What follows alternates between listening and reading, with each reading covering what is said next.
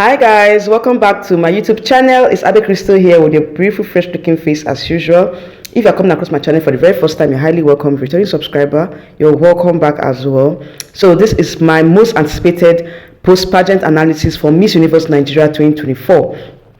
Yes guys, there's a lot of controversies that mar this year's competition, and I will say that I have a lot to say in this particular video. But in my live stream I'm going to be streaming later this evening, it's going to be a lot more being revealed. There's going to be a lot more that's going to be revealed in that particular live stream. So please guys, don't sleep on that live stream. And in fact, when I schedule the live stream, click on the bell notification button so that you will get notified as soon as I come live. Okay, so in this particular video, I'm going to be dividing this part into two different parts. This video into two different parts. First of all, I'll talk about the whole pageant in general, what happened, my observations and all. Secondly, I'll talk about the controversies that marred the success of this year's competition, okay? So guys, don't touch that dial, keep on watching. Came out in their beautiful traditional costume and opening number, and I would say that, this year's event was still the same as last year's event, but I feel like the costume for last year was prettier than this year's costume. And I would say that an improvement in this year's pageant was the fact that the stage was bigger and much better than last year's stage. Okay, so that's one of the improvement that I can see in this pageant. The stage was a bit longer and bigger than last year's competition or last year's stage, and the host for this year was much more better than last year's host. Although I would say that the choice of the male host, they should have changed it, because I don't understand. They are better looking male hosts, okay? But Anthony and Victory did a very good job in the hosting of this year's pageant. I would say that they did better than last year's hosts. And also I will also say that the production for this year was quite poor. The lighting was poor, the camera angles were poor. I was expecting to get a better production than last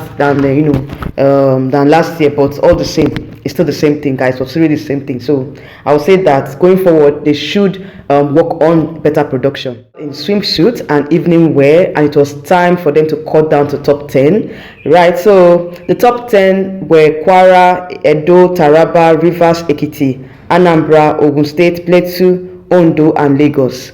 I would say that apart from the top three highest vote, which were Kwara, Edo, and Taraba, I almost predicted the top 10, apart from the other states that I didn't that wasn't in my prediction. If you watch my prediction, you know that there's some states that that I predicted that, but they didn't make the top 10. I would say that the states that didn't make the top 10 in my own predictions were Ogun State, Ondo, and Lagos. Yes, and they made the top 10 in the finals. Okay, so Ogun State, Ondo, and Lagos were the states that I did not predict, and they made the top 10. So congratulations to them. All right, so now it was now cut to top 5. Like I said, there was no Q&A, which I was anticipating that they would have a Q&A, and I would say that that was one of the issues that I made me to realize that probably this competition was kind of rigged, because if you have a top 10, we would want you to ask them questions or prove to us why you choose top 5. So I thought with what happened yesterday, I think that the judges already had the top 5 contestants before the finals. Okay, they'd already chosen the top 5 before the finals. That's what I can deduce from that action of the judges, because I was expecting to get a Q&A, because after all, top 10, it's okay for them to have a Q&A so that we can know why or how you got to top 5. Anyways, the top 5, we had Ondo, Taraba, Rivers, Anambra, and Edo State. I would say that there's some states that I feel like they were supposed to be in the top 10 that they were not called up to the top 10. I was expecting Benue to make the top 10, Abuja to make the top 10, but they were not in the top 10. And I was like, what is happening? Like, what happened? Why did the judges decide to cut down to top 5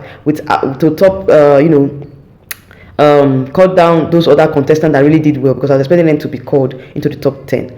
But anyways, no. The top 5 were Ondo, Taraba, Anambra, Ekiti, and Rivers State. Okay, so Rivers State was like a very, very welcoming inclusion in the top 5, because we're expecting her to make the top 5, at least to be an improvement from last year's placement. Okay, all right, so the top 5 were asked Q&A questions. Okay, but before I get to that Q&A, let me talk about the other awards that were given out during the course of the pageant. Yes, national costume went to Imo State, Miss Amity went to Rivers State, top model went to Oyo State, And best in talent went to Abuja, of course. Also, there was a pitch challenge that was won by I think that was what Miss Abuja won, the Michelle Ukachukwu Foundation pitch challenge. Yes, Miss Abuja won that particular challenge. And also there was an award given to Miss Anambra. I think it was by occasion and events or something. She won about 500,000 naira or so from occasion and events and all. And also Miss Abuja won 500,000 naira as well. Abuja won the best in the pitch challenge, sponsored by Michelle Ukachukwu Foundation, okay, and she was awarded the sum of 500,000. The same with Anambra State. So I would say that it was a well thought out award, and I will commend the sponsors for the cash gifts and all. So now coming back to the top 5 question, I would say that these questions were really, most of the questions were kind of tricky. First of all, I would first start with Taraba State. She was the first that was asked the top 5 questions. She came in first. And I would say that answer was just like a cliche answer. We know what happened. We know your story. Each time she's asked a question, she brings up her story. And I would say that Taraba's overall performance was kind of laid back. I'm coming to why I think that her performance was laid back.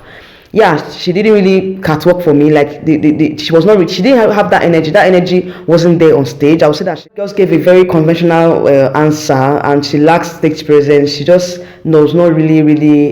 I don't know. She was not really into the pageant. Like it was as if she was just tired on the stage. And I would say that in the Q&A, top 5 Q&A, Anambra was the best. She gave the best answer in Q&A. She just reminded me of Sectra, what Sectra did last year. Okay. And Edo State actually did very well too in the Q&A. Ondo State, probably because she was tensed up, the tension got to her. She couldn't answer the question at first. They had to repeat the question to her so that she can understand what was asked. Okay. River State, of course, she gave a good answer, but I would say that it wasn't a very strong answer. And first of all, before she answered her question, she was thanking the judges for making the top 5. I was like, why would you thank the judges? You merited to be in the top 5. Like, you don't need to thank the judges. Like, I think that going forward, they actually needs to work on certain things. Overall, she gave a good answer, but I think that she would have done better in terms of the delivery of the answer. And also the fact that she also thanked the judges. Like, why would you thank the judges? You deserve to be in the top 5, so you don't need to thank the judges. Okay. So guys, going to the final results, Miss Ondo State won Miss Lush, which of course I was surprised. Like, how? Probably she did very well in camp, and the Miss Lush organization actually chose her. In fact, they were the one that chose her, apart from the judges. I think that the judges liaised with the Lush team to choose Ondo State as the Miss Lush. Also, the first runner up was Anambra State, and she was, she won the Miss Supranational Nigeria title, which I feel was much more deserved than the others. Yes, it was deserved, and I knew that Paula's victory wasn't really a surprise to me, because I know that she deserved to be to win Miss Supranational Nigeria title, and I would say congratulations to her, because it was a well-deserved victory. And final results, Miss Universe Nigeria went to Miss Taraba, okay, Chidema Adishina. She was called as the winner of Miss Universe Nigeria, amidst all the applause and all from the crowd, mixed feelings, and a lot of persons were really surprised. At the point when they called Taraba, I froze for like 5 minutes. I was like, why? What is happening? I froze for like 5 minutes. I was like, what is happening here? But all the same, I'm going now to the second part of this video, which is the controversial part. Going to the controversial part, there was a lot of uproar, a lot of issues that came up after Chidema was announced as the winner. Many people, pageant fans, a lot of pageant fans took to social media to vent their anger. I saw a lot of comments on my comment section. Whilst the contest was going on, as soon as Chidema was announced, a lot of comments came into my comment section. A lot of people, went to the social media to vent their anger, and a lot of things were revealed about what really happened at the pageant.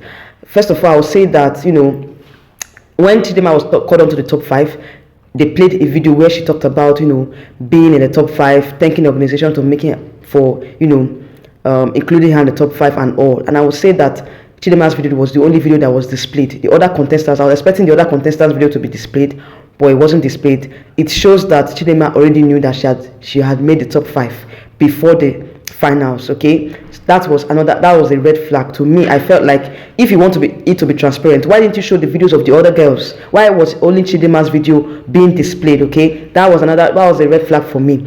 And secondly, I would say that Yekachi being the fan favorite of the night, a lot was on her shoulders. The whole issue that the fact that Yekachi is a front runner really told on her. Like, seriously, you could feel that she was exhausted. Like, she put in an all in that stage, and I was expecting that for the fact that she made the top 5, she was going to be announced as our new Miss Universe Nigeria. But at the end of the day, the judges chose Taraba, and I feel 100% that they were working with the Silverbird organization in terms of picking who the winner is. They were not autonomous in that decision. Silverbird actually influenced the judges to choose Taraba as the winner. Okay, so I said this because a lot of things, like what is happening, came out and said that Chidema was actually treated better in camp than the other girls. Okay, in terms of camping activities and all, she was given preferential treatment and all. Some persons were saying it in the group, and they were saying that some of the contestants complained that Chidema was given preferential treatment more than the other girls, and also some people were allegedly saying that Chidema was given the Q&A question and answer round, like the Q&A questions before the finals day, so she must have rehearsed and all. That was allegedly by some persons. And also I would say that for Yekachi, with what I've been said so far, I see a lot of girls boycotting this particular pageant next year. Like, seriously, it's beginning to lose its value, and I would say that the organizers need to work on they are being transparent, because right now Silverbird organization, they are not being transparent at all. Based on what we've seen so far in the pageant, it was glaring that Chidema was the chosen candidate before the finals. Why didn't you guys just choose her? Why did you just take the pains of having to go through this final process and all? Because it was so glaring. A lot of persons saw that it was glaring that Chidema was actually chosen as the winner before the finals. Okay, and I would say this to Yekachi. I feel like Yekachi this is the second time daylight robbery for Yekachi. Going forward, I feel like Yekachi should just stay away from contesting in Miss Universe Nigeria as long as Silverbird are still the franchise holders, because there's some issues that happened while she won MBGN in 2019, and after Miss World pageant and all, when she came back, she made a statement stating that the organizers did not really support her, that she has issues in terms of she had abandonment issues with the Silverbird group in terms of preparing her for the Miss World contest and all. And so many things, she complained of so many things, and I felt like the organizers of this pageant, they still have that personal fracas and beef with Yekachi. That's what I feel.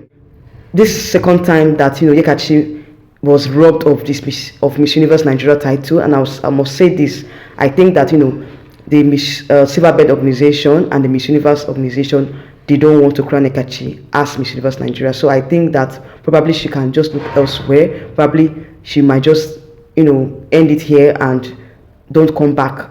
It depends on, but personally I feel like Yekachi shouldn't come back as long as Silverbird is still the franchise holders of Miss Universe Nigeria. And I will say that congratulations to the winners, congratulations to Miss Anambra. Yes, Anambra's victory was well deserved. As soon as Anambra was called up as this Miss Supranational winner, guys, like, I knew that this was a well deserved victory. Congratulations to Paula Ezendu, you deserve to win that title. Okay, so Chidema as well. But I would say that I don't know how it's going to look like this Chidema's reign. I wish her a peaceful reign, but I feel like with all these controversies and all, her reign might be a bit chaotic. I don't know, let's see how it goes. But I feel like with all these controversies, she might not really have a peaceful or a very smooth reign, because a lot of people are coming up and saying a lot of stuff about her win and all. But all in all, I would say that the organizers know what they wanted, and they chose Chidema. They chose her to be the Nigeria's representative to Mexico. So let's see how it goes. I'll follow her journey here on my channel, and I pray and hope that she prepares very well for Miss Universe pageant to be held in Mexico. But with all this happening, with all these controversies, I don't know how peaceful her reign is going to look like. It's going to be a bit more chaotic with all these controversies and all. And I also that Chidinma actually lacks stage presence. I think that if she really wants to make a statement in Mexico, she needs to work on her stage presence.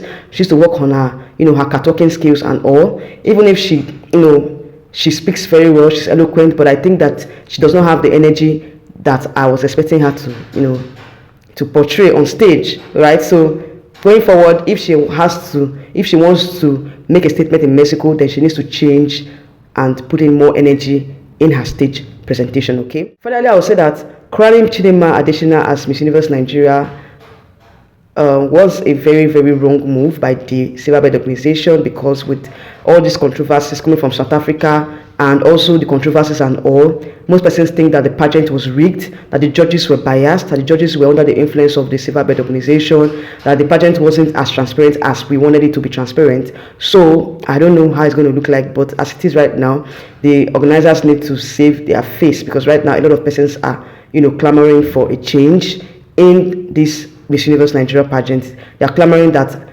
there should be another organization to take over the franchise of Miss Universe Nigeria, because it's being marked by a lot of inconsistencies and all. So guys, there you have it. This is my post-pageant analysis for Miss Universe Nigeria. If you like my content, please like, share and subscribe to my channel, and I will see you in my next video. Okay, so guys, please hold on, and I'm going to schedule a live stream for this evening where we're going to vent our anger. Okay, yes, we're going to vent our anger. All right, so stay tuned for that particular live stream, and I'll see you in my next video coming up very soon. Bye.